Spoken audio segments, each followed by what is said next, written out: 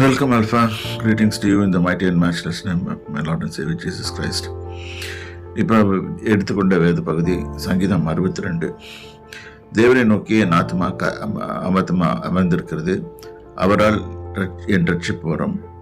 அவரே என் கண்மலையும் என் ரட்சிப்பும் என் உயர்ந்த அடைக்கலுமானவர். நான் அசைக்கப்படுவதில்லை. இந்த சங்கீதத்திலே 2 முறை அசைக்கப்படுவதில்லைன்னு வந்திருக்கோம். இப்போ முதல் முறை படிக்கிறோம்.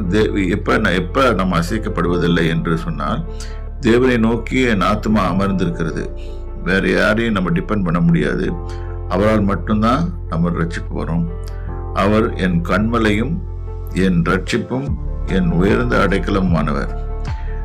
எங்கே போனாலும் ஃபைனல் சேஃப்டி, அந்த ஃபைனல் எல்லாமே ப்ரொடெக்ஷன் எல்லாமே அவர்கிட்ட தான் வருது. அதனால் நாம் தேவனாய் கர்த்தரை நம்பியிருப்பதினால் இதெல்லாம் ஃபெய்த்தை பற்றி குடிக்கிற சங்கீதங்கள். நான் அதிகமாக அசைக்கப்படுது அப்படின்னா ஸ்லைட்டாக அசைப்பு வந்தாலும் நம்ம நின்றுடுவோம். இன்னொரு 5வது வசனத்தில் போட்டிருக்கோம், என் ஆத்மா தேவனை நோக்கி அமர்ந்திரு, நான் நம்புகிறது அவராலே வரும். அவரே என் கண்மலையும் என் ரட்சிப்பும் என் உயர்ந்த அடைக்கலமானவர். நான் அசைக்கப்படுவதில்லை. இந்த இடத்துல பார்த்தீங்கன்னா சுத்தமாக அசைக்கப்படுவதில்லை. நான் முதல்ல கொஞ்சம் ஆடுவோம். That is initial stages of beginning of ஃபெய்த்தில் கொஞ்சம் அதிர்ச்சி வரதான் செய்யும். அதுக்கப்புறம் நம்ம we continue in our faith mode.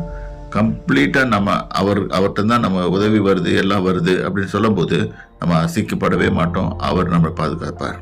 கர்த்தருடைய நாமத்துக்கு ஸ்தோத்திரம்.